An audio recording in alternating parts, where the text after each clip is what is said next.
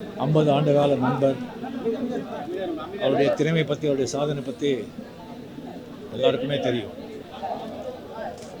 இண்டஸ்ட்ரிக்கு வந்து நிறைய தொழில்நுட்ப கலைஞர்கள், டைரக்டர்கள், நடிகர்களை வந்து அறிமுகப்படுத்தி அவரை வாழ வைத்த திரையுலகத்தை வாழ வைத்தவர் பாரதிராஜா அவர்கள்.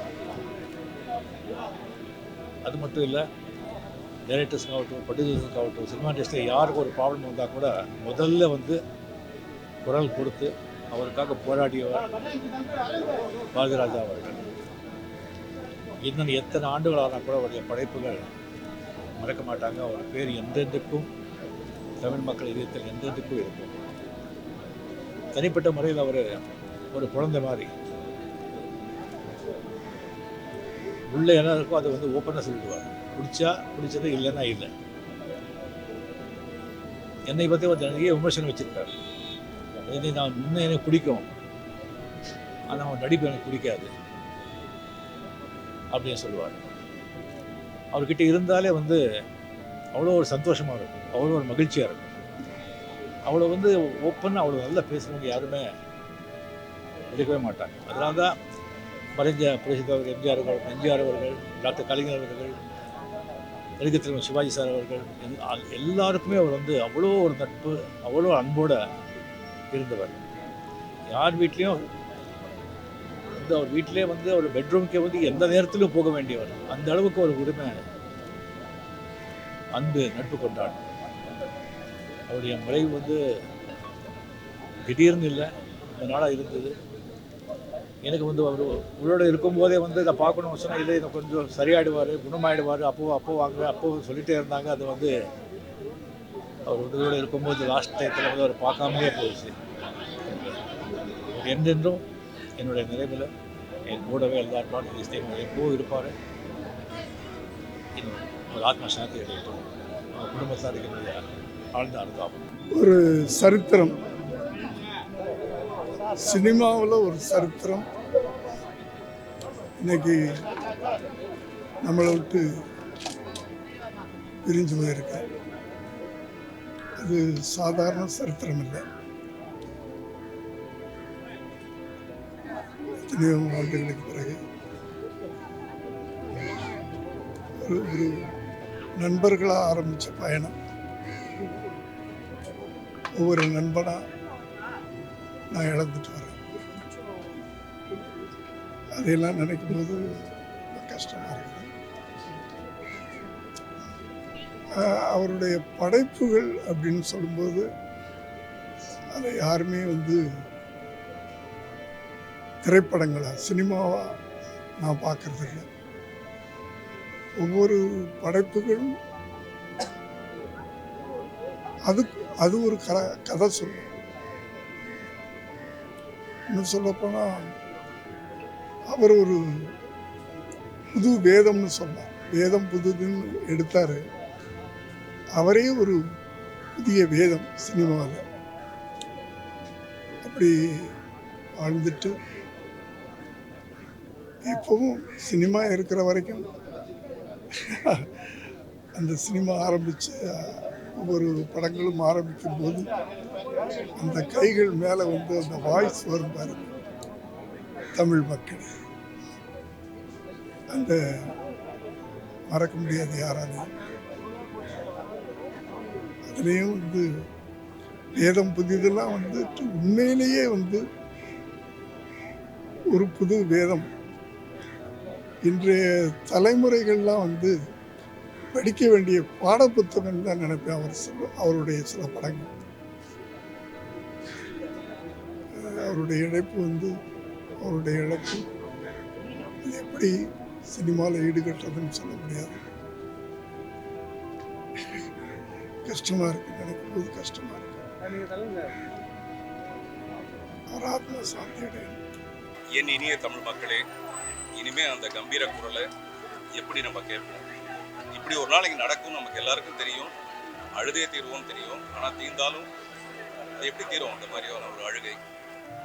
வாரிசு அரசியலை பற்றின விமர்சனங்கள் தான் இருக்கும். ஆனால் இது வந்து 77க்கு அப்புறமேலும் வாரிசு சினிமா தான். ஒரு குழந்தைக்கு அப்பாவுடைய சாயல் இருக்கான்னு பார்ப்பாங்க. 77க்கு அப்புறமேல வந்த இயக்குனர்கள் எல்லாருக்கும் பாரதி ராஜாவோட சாயல் தவறாம இருக்கும். அப்படிப்பட்ட ஒரு பெரிய சினிமா சமூகத்தையே உருவாக்குனவர் பாரதி ராஜா சார். நான் நேரடியாக அவர்கிட்ட பணிபுரியலைனா கூட பாக்யராஜ் சார்ட்ட வேலை செஞ்சதுனால எங்க எல்லாருக்குமே எங்க டைரக்டர்ன்ற ஒரு பெருமை, சந்தோஷம். எங்க அப்பா இறந்தப்போ எனக்கு என்ன அழுகை இருந்ததோ அதை விட அதிகம் பாரதிராஜா சாருடைய இந்த மறைவு. ஆனா இது தவிர்க்க முடியாதது. ஆனா பாரதிராஜா சாரோட பேர் எப்படி இருக்குன்னா, இன்னமும் சினிமானா பாரதி ராஜா தான். இன்னைக்கு கூட நான் என்னுடைய எக்ஸ்ல பதிவிட்டிருக்கேன். இன்னைக்கு காலையில எனக்கு ஒருத்தர் சொன்னாரு, முந்தைய விட இப்ப நீங்க ரொம்ப அழகா இருக்கீங்க சார், ஹீரோ மாதிரி ஆயிட்டீங்க, பாரதி ராஜா பார்த்தாருன்னா உங்களை ஹீரோ ஆக்கிடுவாரு அப்படின்னாரு. அப்படின்னா என்ன அர்த்தம்னா, சினிமாவில் உங்களுக்கு வாய்ப்பு கிடைக்கும்னு சொல்றதுக்கு பதிலாக பாரதி ராஜா உங்களை பார்த்தாருன்னா ஹீரோ ஆக்கிடுவாருங்கிறாரு. அப்படின்னா என்ன அர்த்தம்னா, சினிமா பாரதி ராஜானா சினிமாங்கிற அளவுக்கு நம்ம மனசுல பதிஞ்சு போயிருக்குது. இப்ப மட்டும் இல்லை, காலத்துக்கு அப்படியே இருக்கும். அவருடைய மறைவு ஈடு செய்ய முடியாதா இருந்தா கூட அவருடைய சினிமா சரித்திரத்துல இந்த 50 வருஷங்கிறது பொற்காலம். ஒரு 4-5 தடவை மீட் பண்ணுறதுக்கான ஆப்பர்ச்சுனிட்டி எனக்கு கிடச்சிது. அவரோட பிளெஸ்ஸிங் எனக்கு கிடச்சிது. அவர் சொன்ன ஒரு விஷயம் எனக்கு ஸ்ட்ராங்காக மைண்டில் இருக்கிறது, காதலும் கலையும் பிரிக்கவே முடியாது, காதல் இல்லாமல் கலைஞன் இருக்கவே முடியாது அப்படின்னு சொன்னார். அண்ட் அவருக்கு சினிமா மேலே உள்ள எவ்வளோ பெரிய காதல் அப்படின்றது அந்த பேச்சில் எனக்கு தெரிஞ்சது 4 வாட்டியும். அண்ட் 2 இயர்ஸ் பேக் மீட் பண்ணும்போது கூட நான் ஒரு கதை ஒர்க் பண்ணிருக்கேன், கதை எழுதிட்டு நான் சொல்கிறேன் அப்படின்னு சொன்னார். ஸோ அவரை எடுத்துகிட்டு ஒரு சினிமா நம்மளால் யோசிக்கவே முடியாது. கிராமத்தை அவ்வளோ அழகாக எல்லார்கிட்டையும் கொண்டு போய் சேர்த்தவர். Miss you sir. உலகமெங்கும் வாழும் தமிழ் மக்களுக்கும் என்னுடைய நாள் தமிழ் சினிமாவை மாபெரும் இயக்குனர், எனக்கு மிகப்பெரிய லைஃப்பை அவர் ஒரு பெரிய டைரக்டர் நினைப்பா இருக்காரு. ஒருத்தர் கிண்டல் பண்ணிட்டு அப்போ ஜாலியாக இப்போ கூட 2 படம் நடிச்சிருக்கேன். அவர் கூட வள்ளிமயில் ஒரு படத்துக்கு நான் டைரக்டரோட நடிச்சேன். தீவினை போட்டு ஒரு வெப் சீரிஸ் பண்ணேன். எப்பவுமே அவரை பேர் சொல்லி கூப்பிடுறதுல டைரக்டர் சொல்லுவோம். எங்க டைரக்டர் ஒரு 50 ஆண்டு காலமாக இந்த திரைத்துறையில் இருந்து பல வெற்றி படங்களை எடுத்தவர். ஷூட்டிங் அப்படின்னாவே செட்டுக்குள்ள தான் நடக்கும். அதை மாற்றி காட்டியவர். அதாவது கிராமங்களில் கேமராக்களை கொண்டு சென்றவர் என்ற பெருமை அண்ணன் பாரதி ராஜாவை தான். அவருடைய வழியில இன்னைக்கு இளம் இயக்குனர்கள்லாம் அதை கடைபிடிச்சு செஞ்சுட்டு இருக்காங்க.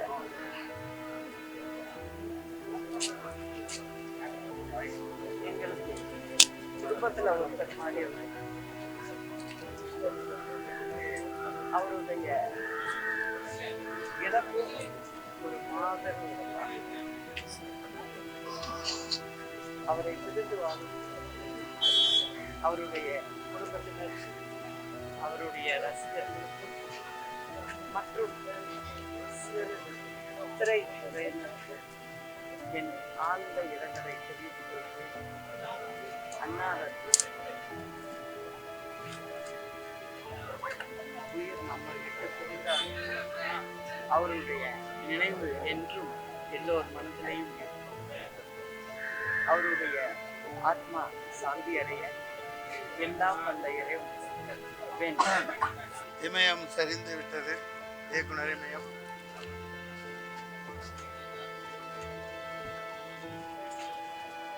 ஐயா பாரதி ராஜா அவர்கள் மூளை முடுக்கெல்லாம் மாடிகளில், கோட்டை கொத்தளங்கள் போன்ற ஸ்டுடியோக்களில் எடுக்கப்பட்டு கொண்டிருந்த சினிமாவை மூளை முடுக்கெல்லாம் ஓலை, குடிசை, காடு, கழனி எல்லாம் கொண்டு சேர்த்தவர். மண் வாசனை மிக்க படங்களை தந்த இந்தியாவின் புகழ்மிக்க நமது மண்ணை சேர்ந்த தந்தை போன்ற நம் திரை உலகுக்கு வழிவகுத்த திருமிகு பத்மஸ்ரீ டாக்டர் பாரதி ராஜா அவர்கள் என்று நம்மிடையே இல்லை. அவருடைய குமாரன் மனோஜ் அவர்கள் கதாநாயகன் இறந்துவிட்ட பொழுதே அவர் மிகவும் மனது ஒடிந்து போயிருந்தார். அன்னாரின் ஆன்மா சாந்தி அடைவதாக. ஐயாவுடைய இடத்தை, பாரதி ராஜாவின் இடத்தை யாரும் நிரப்ப முடியாது. அப்படி தமிழக முதலமைச்சர் மாண்புமிகு சா ஜோசப் விஜய் அவர்களுக்கு நான் ஒரு வேண்டுகோள் வைக்கிறேன்.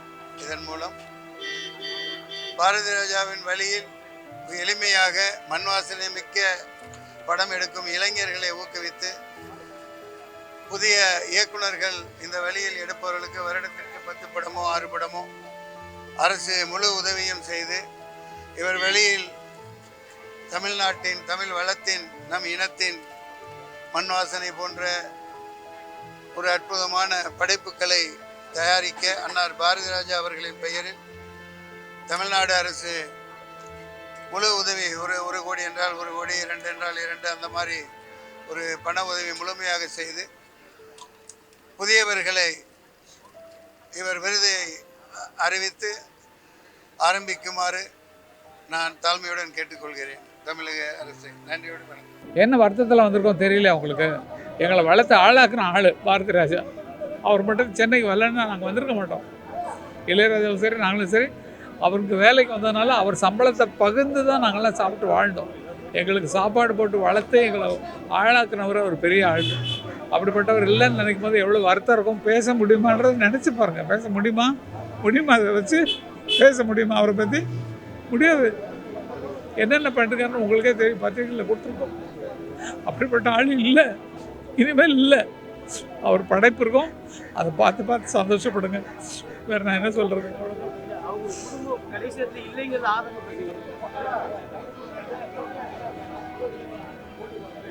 நோக்கம் அதெல்லாம் ஒன்றும் இல்லை. அது உள்ளே எங்கள் ஃபேமிலிக்குள்ளே நடக்கிற விஷயத்தெல்லாம் வெளியே சொல்ல தயாராக இல்லை. ஓகே, அதெல்லாம் கேட்கக்கூடாது. அது எங்கள் ஃபேமிலிக்குள்ளே என்னென்ன நடக்கும். அண்ணன் தம்பிக்கு அடிக்க வரும், இவங்க ஃபேமிலிக்கும் எங்களுக்கும் சண்டை வரும். அதெல்லாம் போடாதீங்கோ. இப்போ நான் சொன்னதே போடக்கூடாது. என்னென்னமோ நடந்திருக்கோம். அது தவறுகளை சுட்டி காட்டுறதுக்கு நான் என்ன மாதிரி ஆட்கள், இளையராஜா மாதிரி ஆட்கள் தான் இருக்கிறோம். ஆகவே எதுவுமே நடக்கல, எல்லாம் ஸ்மூமாக போயிட்டுருக்காரு. நல்ல ஆத்மா, நல்லா போயிருக்காரு. அவர் இருந்து எப்படி பல டைரக்டர்களை உருவாக்குறாரோ, அவருடைய படங்களை பார்த்து பல பேர் உருவாங்கிறது தான் விதி. என்ன அறிமுகப்படுத்தினது அவர் தான். தூர போய் பாட்டு எழுதி வச்சு என்ன வைரமுத்துவெல்லாம் அறிமுகப்படுத்தினது அவர் தான். இளையராஜாவுக்கு அவருக்கு முன்னாலே நாங்கள் மியூசிக் வந்துட்டு வந்தோம்ல. 16 வயதில் தான் எனக்கு ஃபஸ்ட்டு படம். அதுக்கிட்டே நாங்கள் ஆரம்ப பிள்ளையார் சொல்லி போட்டு கொடுத்த மகான் இல்லை. ஆத்மா சாந்தி பெற எல்லாரும் வேண்டிங்க, எல்லாரும் வேண்டிங்க. இறுதிச் சடங்கு சொல்கிறாங்க, இப்போ பண்ணிட்டு இருக்காங்க. உங்களுக்கு அறிவிப்பாங்க. இறுதி சடங்கு எப்படி பண்ண போகிறாங்கங்கிறத அறிவிப்பாங்க. ஒரு சின்ன பிளான் போயிட்டுருக்குன்னு, இன்னும் சில ரிலேஷன்ஸ் வரணும்.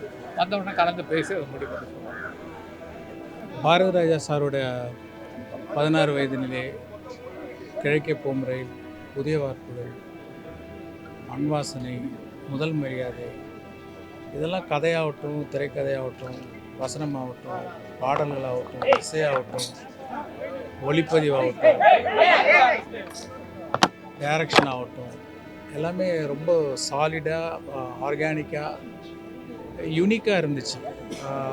அதுக்கப்புறம் அந்த மாதிரி படங்கள்லாம் வந்து இப்போ வரல. வேறு டைரக்டர்கள் வந்து சிறப்பான படங்கள்லாம் கொடுத்துருக்குறாங்க. ஆனால் பாரதி ராஜா சாரோட வந்து ஒரு தனி முத்திரை.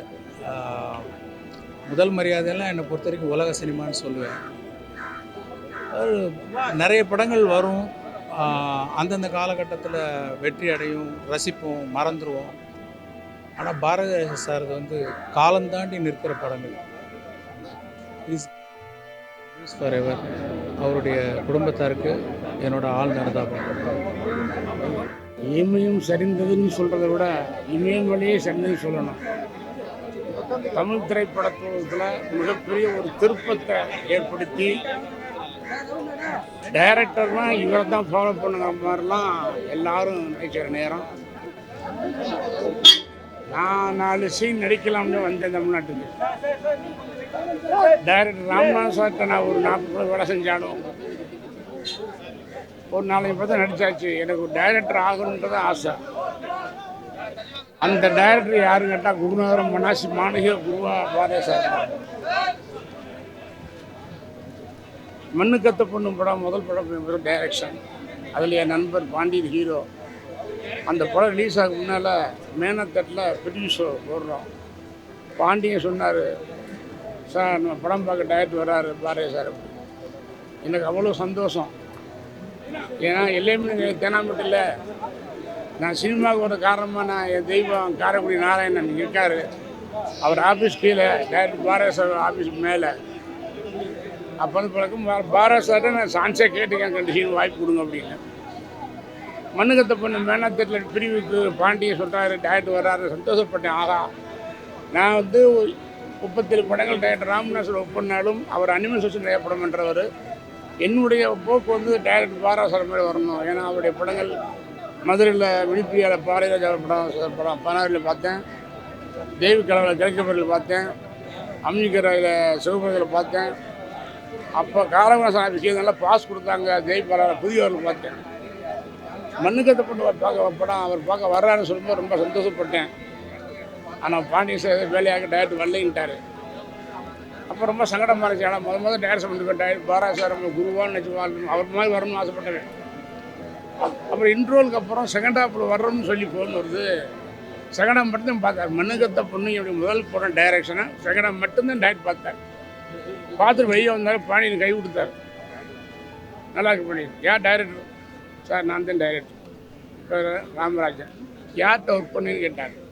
ராம்நாத் சார்ட்ட அப்படின்னு. ஷாக் ஆகிட்டார். ராமநாதன் சார்ட்ட போய்யா அப்படின்ட்டு அப்படியே பார்த்துட்டு, நீ என்ன பண்ணுற, நாளைக்கு காலை பிரசாத் வீட்டுக்கு வாங்கினார். அங்கே ராஜான ரெக்கார்டிங் தேட்டர் பிரசாத் வீட்டுக்கு போனேன். 5000 கையில் கொடுத்து என் சொந்த படத்தை டைரக்ஷன் சொன்னார். அதை விட பாக்கி எனக்கு இல்லை. யார் மாதிரி டைரக்ஷன் வரணுமோ நினச்சோமோ அவரையும் முதல் படத்தை செகண்டாக மட்டும் படம் பார்த்துட்டு என் சொந்த படத்தை டைரக்ஷன் பண்ண சொன்னதை மறக்கவே முடியாது. அப்படிப்பட்ட ஒரு மாபெரும் திரைப்படத்தை, ஒரு வரலாறு படைத்த ஒரு தெய்வம் பண்ணிக்க இல்லை. வானத்தை இருக்கிற நட்சத்திரம் கூட எண்ணிடலாம்.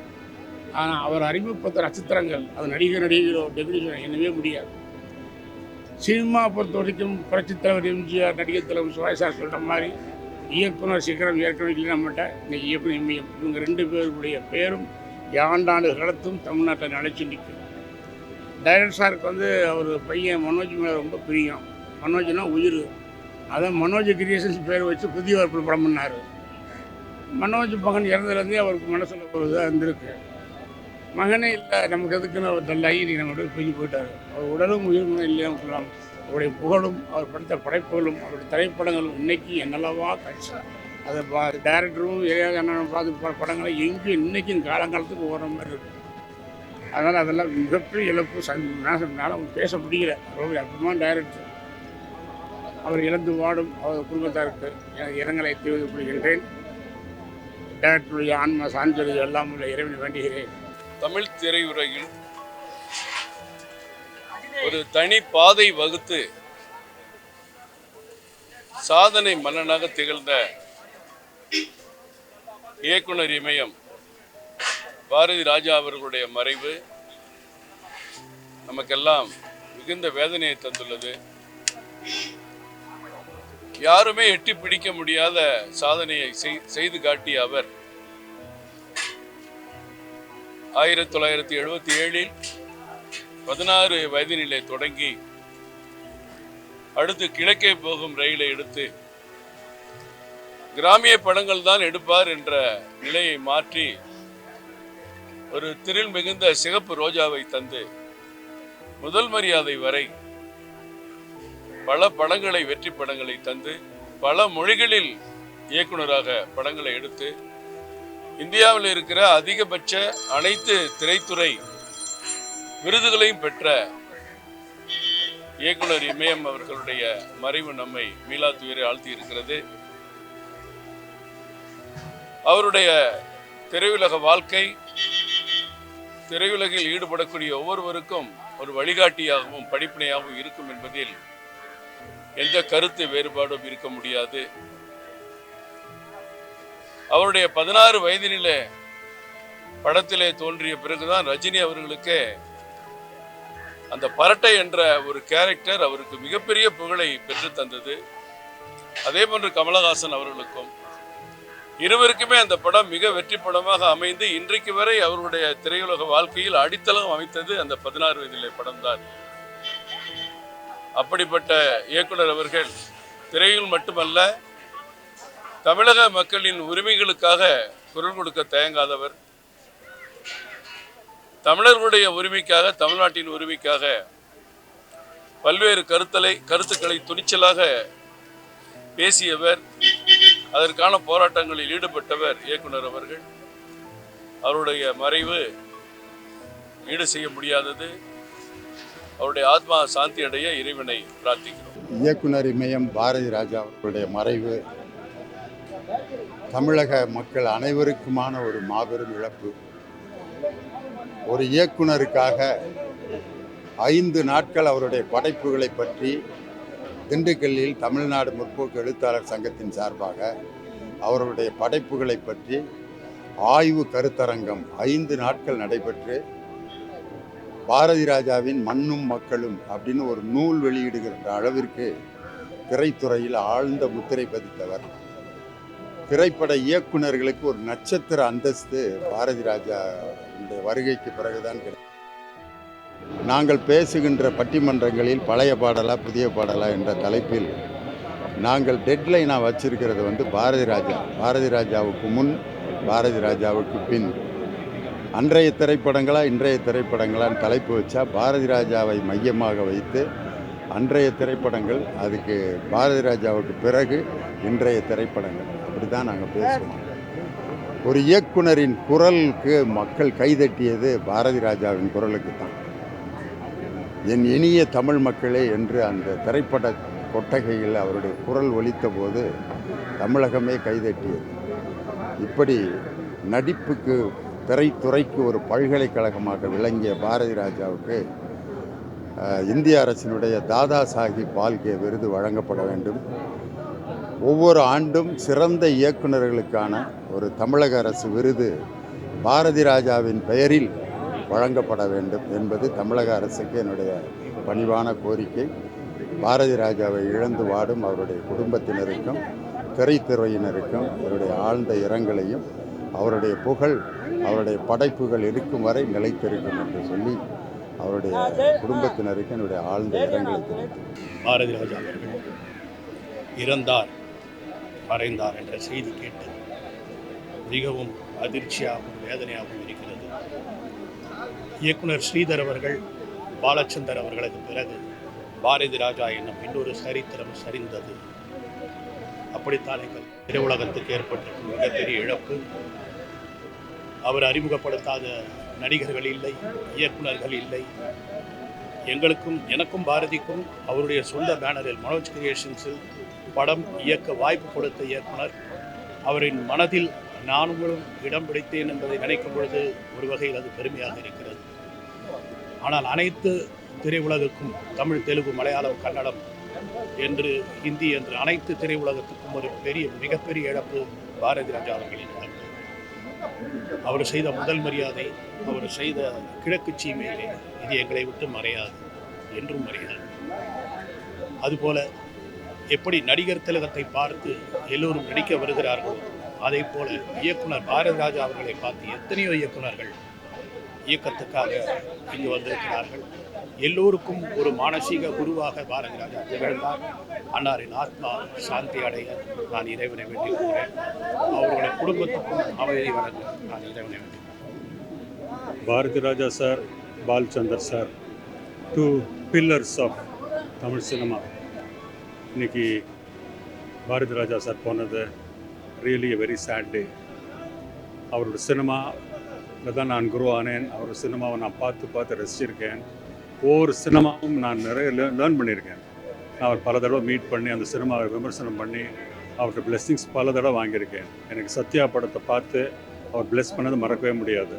I'm very happy. I'm very very feeling sad today that he is no more with us. May God bless his soul. Thank you. Bharathi Raja sir அவருடைய வருகைக்கு முன்னாடி சினிமா ரொம்ப ஒரு சிலருக்கு மட்டுமே சொந்தமான ஒரு சினிமா, ஒரு எளியவர்களுடைய ஆயுதமாச்சு. யார் வேணாலும் சினிமாவுக்கு வரலாம். நமக்கு நாலேஜ் இருந்தால் போதும், நமக்கு சினிமா மேலே ஆர்வமாக ஒரு பேஷன் இருந்தால் போதும், ஜெயிக்கலாம் அப்படின்றதுக்கு ஒரு முதல் உதாரணம் அவர் தான். இன்றைக்கி நிறைய விஸ்காம் ஸ்டூடெண்ட்ஸு, அசிஸ்டன்ட் டைரக்டராக வரவங்க எல்லாமே நிறைய உலக சினிமாக்கள் பார்க்குறாங்க, உலக சினிமாக்கள் பற்றி பேசுகிறாங்க. நான் அவங்களுக்கெல்லாம் என்னுடைய வேண்டுகோள், நீங்கள் 1970s பாரதிராஜா சார் எடுத்த படங்கள் பாருங்கள். அது பாடல்களை நீக்கிட்டு பார்த்தா இன்றைய உலக சினிமாவுக்கு தரமான ஈக்குவலான டெஃபினட்டான நல்ல படம்.